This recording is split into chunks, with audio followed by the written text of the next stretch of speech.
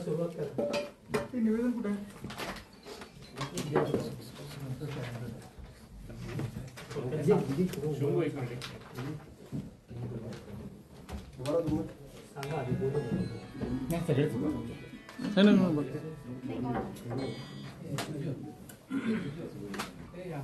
नमस्कार. आता परवा कन्नड प्राधिकरणाची बैठक झाली. त्या बैठकीमध्ये 100% सरकारी कार्यालयांवर कन्नड सक्ती करण्याचा निर्णय किंवा आदेश त्यांनी दिला. तर त्यात कन्नड संघटना 1-2 आंदोलनं केली त्यांनी चन्नामा सर्कलमध्ये. आणि महाराष्ट्रामध्ये राज ठाकरे उद्धव ठाकरे एकत्र आले किंवा तिकडे जी मराठी इम्पोजिशन चालू आहे त्याचं उदाहरण ते देतात. पण आमचं मत काय किंवा आमची एक विनंती आहे की बेळगाव हा मराठी बहुल भाग आहे. म्हणजे इथलं आमचं शिक्षण असेल किंवा इथली रोजची व्यवहारातली भाषा असेल किंवा सर्वसाधारण मराठी बहुभाषिक भाग असल्यामुळं इथं साधारण मराठीत चालते. आणि सीमा प्रश्न हा 70 वर्षापासून चालू आहे. 2004 मध्ये तो सुप्रीम कोर्टात दाखल झालेला आहे. सुप्रीम कोर्टानं सूचना केलेल्या आहेत की जोपर्यंत हा निकाल लागत नाही तोपर्यंत परिस्थिती जैसे थे ठेवा. तरी सुद्धा हे वारंवार कन्नड सक्ती करत असतात. या विरोधात सुद्धा अल्पसंख्याक आयोगाकडे आम्ही असू देत किंवा आमचे मध्यवर्ती समितीचे आमचे सिनियर लीडर्स नेते असू देत त्यांनी तक्रार केलेली असताना तिथून सुद्धा केंद्रीय अल्पसंख्याक आयोगाकडनं वारंवार महापालिकेला आणि जिल्हाधिकाऱ्यांना सूचना आलेल्या आहेत. मध्यंतरी मला वाटतं महिनाभर झाला असेल अल्पसंख्याक आयोगाचे सचिव बेळगावात आले होते. त्यांनी जिल्हाधिकारी कार्यालयात बैठक घेतली. आम्ही पण त्यांची भेट घेतलो. इथली परिस्थिती किंवा आमची अडचण त्यांना सांगितलो. 15 दिवसाच्या आतच त्यांची सूचना जिल्हाधिकारी आणि महापालिकेला आलेली आयुक्तांना आणि त्याची एक कॉपी आम्हाला आलेली. मग त्याचा दाखला देऊन तरी म्हणजे जोपर्यंत ह्याचा निकाल लागत नाही तोपर्यंत हा सीमाभाग जो 865 गावांचा ज्याच्यावर महाराष्ट्रानं दावा दाखल केलाय ह्याला या सक्तीतून वगळावं. त्यांनी पूर्ण कर्नाटकामध्ये खुशाल कन्नड सक्ती करावी. प्रत्येक राज्याला आपल्या भाषेची अस्मिता किंवा प्रादेशिक अस्मिता असावी ह्या मताची आम्ही आहे. त्यामुळे आम्ही कन्नड भाषेला कधीच विरोध केला नाही, करणार नाही. पण हा भाग अपवाद का ठरतोय कारण हा विवादित सीमा भाग आहे आणि हा खटला सुप्रीम कोर्टात दाखल आहे. त्यामुळे जोपर्यंत हा निकाल लागत नाही तोपर्यंत इथल्या मराठी भाषिकांना माणूस म्हणून त्यांचे मूलभूत अधिकार द्यावेत अशी इच्छा आणि आमची विनंती या निवेदनातर्फे तुम्हाला आम्ही या ठिकाणी करतोय. आज सुद्धा जरी महाराष्ट्र एकीकरण समितीची सत्ता नसली तरी तुम्ही स्वतः असाल किंवा इथले 70% निवडून आलेले प्रतिनिधी महापालिकेतले हे मराठी भाषिक आहेत. तुमचं आणि सगळ्यांचं शिक्षण सुद्धा मला वाटतं मराठी भाषेतच झालं असावं. त्यामुळं बेळगावात ही सर्वसाधारण मराठीच भाषा चालते हे कुठंतरी ह्या कर्नाटक सरकारच्या निदर्शनास आणून देण्यासाठी तुम्ही प्रयत्न करावे अशी आमची इच्छा आहे. कारण बेळगावचा महापौर म्हणून प्रथम नागरिक म्हणून इथल्या लोकांची समस्या किंवा अडचणी दूर करणं तुमचं कर्तव्य आहे. म्हणून तुम्हाला आम्ही निवेदन देतोय. तुम्ही स्वतः सुद्धा मराठी भाषिक आहात. ज्या पद्धतीनं कानडी लोक राष्ट्रीय पक्षात राहून त्यांची कन्नड अस्मिता जपतात, कन्नड भाषेवर ज्या वेळेला येते त्यावेळेला ते सगळे पक्ष बाजूला ठेवतात आणि एकत्र येऊन संघर्ष करतात कन्नडसाठी. त्याच पद्धतीनं आम्ही इथं पक्ष किंवा काहीच विचारात घेत नाही. फक्त मराठी म्हणून तुम्ही सुद्धा ही कन्नड सक्ती थांबवण्यासाठी प्रयत्न करावेत अशी विनंती या निवेदनातर्फे आम्ही तुम्हाला करतोय. ते ओरिजिनल निवेदन नारायण फोन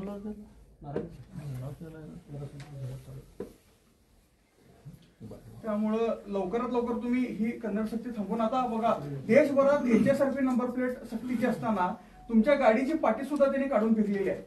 म्हणजे ह्या कर्नाटक राज्यात बाकीच्या ठिकाणी असं कुठं होत नाही. बेळगावमध्ये जेवढी सक्ती का अशा पद्धतीची भावना प्रत्येक मराठी भाषिकाची आहे.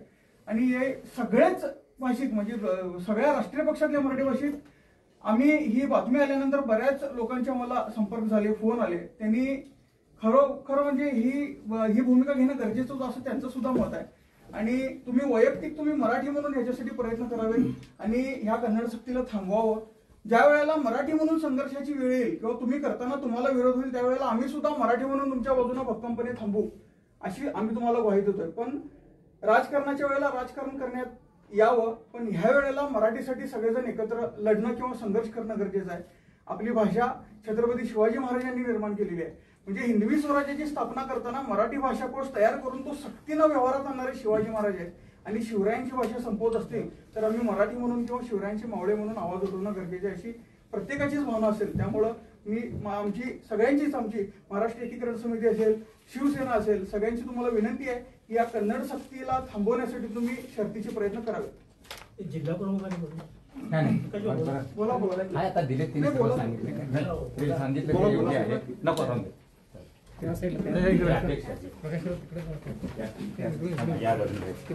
एक मिनिट कोण त्या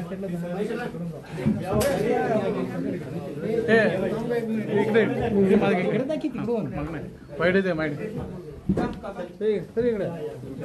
इकडून जा. मागून जाता येत नाही रे. इकडून जा. तुम्ही घेतो जातो.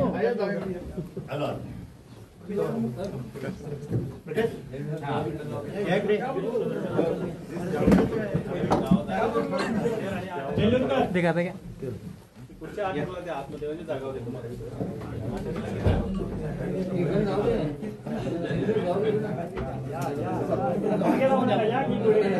तुम्ही इकडे थोडे या रे. तुम्ही इकडे या बाजूला थोडे या. नको तिकडे एकाच साईडने त्या साईडला येता येत नाही त्यासाठी. चला चला एका बाजूला घ्या सर तुम्ही.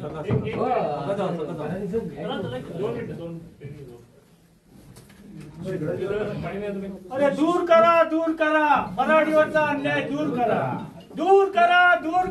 मराठीवरचा अन्याय दूर करा. मराठीवरचा अन्याय दूर करा.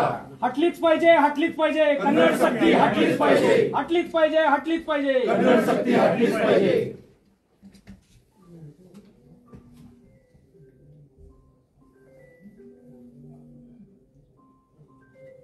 बापूर साहेब जरा उभं राहून घ्या की.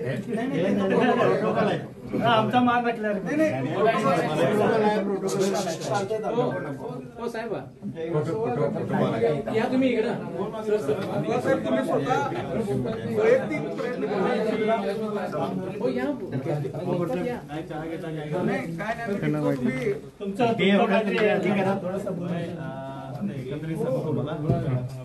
ऐका, आम्ही पण म्हणजे कायद्याच्या दृष्टिकोनातून काय होतंय त्यासाठी 100% प्रयत्न. तुम्ही सांगितलं की भाषा आयोगानं तुम्हाला काहीतरी काहीतरी आलं. नाही, नवीन चालू करा. या साईडला या म्हणजे बोलायला ते इकडे तोंड आहे. जरा इकडे सांगा काय बोलतील ना तुम्ही. इकडे बरोबर ते माईक ते माईक लावा.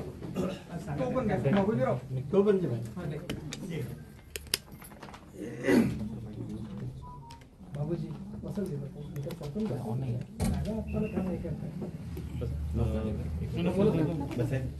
आता म्हणजे तुम्ही ज्याप्रमाणे मला निवेदन दिलंय त्याप्रमाणे निश्चितच आम्ही सरकारी कायद्यातून म्हणजे कायद्याच्या प्रकारे काय करता येईल त्याप्रमाणे आम्ही निश्चितच त्याचा पाठपुरावा करू. त्या दृष्टीने आम्ही प्रयत्न सुद्धा करू. आणि येत्या काळामध्ये तुम्ही ज्याप्रमाणे आलाय आम्ही आमच्या वरिष्ठांना अथवा आता कमिशनर आणि तसंच जिल्हाधिकाऱ्यांना सुद्धा भेटून त्याबद्दल त्यांच्याकडे सुद्धा आम्ही विचारपूस करू. कुठल्या दृष्टिकोनातून कायद्याच्या दृष्टिकोनातून आता हे काय झालेलं आहे किंवा काय करता येते. म्हणजे संविधानिक कलम 1929 सुद्धा पायमल्ली होते. कारण एखादी भाषा संस्कृती संपवणं ही संविधानाच्या कलम 1929 नुसार त्याला हळहळ फासण्यासारखं आहे. त्याचबरोबर मनोहर किनेकरांनी आमचे जे माजी आमदार आहेत त्यांनी कंटेम्प्ट ऑफ कोर्ट म्हणून एक याचिका दाखल केली होती भाषिक अधिकाऱ्यांवर गदा आणल्यासाठी. त्यासाठी त्याचा सुद्धा निकाल आहे, तो सुद्धा आम्ही तुम्हाला देऊ. त्या निकालात सुद्धा कर्नाटकाच्या उच्च न्यायालयाने सांगितलेलं आहे की ही लोक इथं बहुसंख्येनं राहत असतील तर त्यांना त्यांचे अधिकार त्यांच्या भाषेत मिळाले पाहिजेत. आणि केस सुटेपर्यंत दोन्ही भाषेत. आणि सुप्रीम कोर्टाची सुद्धा सूचना आहे की जोपर्यंत प्रश्न निकालात निघत नाही तोपर्यंत परिस्थिती जैसे थे ठेवा. याच्यामध्ये किनेकरनी घातल्यानंतर ते कंटेम्प्ट झालं. कंटेम्प्ट झाल्यानंतर हायकोर्टमध्ये त्यावेळेस ते जिल्हाधिकारी नंतर ते बेंगलोरला गेले होते. त्यांनी आम्ही मराठी भाषिकांना मराठीमध्ये द्यायला हे पेपर्स म्हणून ॲफिडेव्हिट केलं. ॲक्च्युली वस्तूची काहीच नव्हती, कोणालाही त्यांनी दिलं. आणि मगाशी तुम्ही बोलता कायद्याच्या भाषेतून आपल्याला काय करता येतं बघावं. कायदा परमनंट नाही, लक्षात ठेवा. कायदा काय बदलत राहतोय. घटना आता 70-80 वेळा घटना बदलली, कायदे बदलावं लागतात. एखाद्या समाजावरती एखाद्या भाषेवरती जर अन्याय होत असेल तर कायदा बदलावा लागतोय. आणि हे घटनेमध्येच झालेलं आहे. मग काय आता आपलं सरकार दिल्लीत आहे. दिल्ली सरकारनं 3 वेळा आता 3 कायदे बदलून टाकले, नावं बदलली, सगळे कलम बदलले. हे सगळे कायदे काय बदल होत जातात. म्हणून एखादा कायदा जर एखाद्या भाषिक याच्यावरती जर अन्याय करत असेल तर तो कायदा सुद्धा बदलावा लागतोय. त्याची तुम्ही हे घ्या आणि त्यापासून हे करा. त्या प्रकारे आम्ही पण प्रयत्न करतो की तुम्ही म्हणजे काही पुरावे आता तुम्ही जे आहे ते सांगितलं ठीक आहे. आम्ही आमच्याकडे जे आहेत जे मिळालेले ते आम्ही तुम्हाला देऊ. आम्ही म्हणजे पूर्ण खोटाडेपणा जो आहे की नाही, खोटाडेपणा मराठी भाषिकांना मराठीमध्ये द्यायला म्हणून सांगितले तर ऍक्च्युली काही नव्हतं. आणि हायकोर्टमध्ये ते ॲफिडेव्हिट घातलं ते. आणि त्यासाठी जरा प्रयत्न करा. फक्त काय आम्ही तुम्हाला जे डॉक्युमेंट देतो त्याच्यासाठी जरा शर्तीनं तुम्ही प्रयत्न करून पाठपुरावा करावा एवढी विनंती करतो. आणि अधिकाऱ्यांना आवरा. हां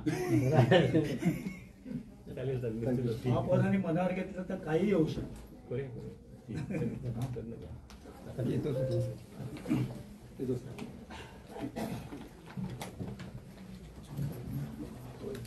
इकडे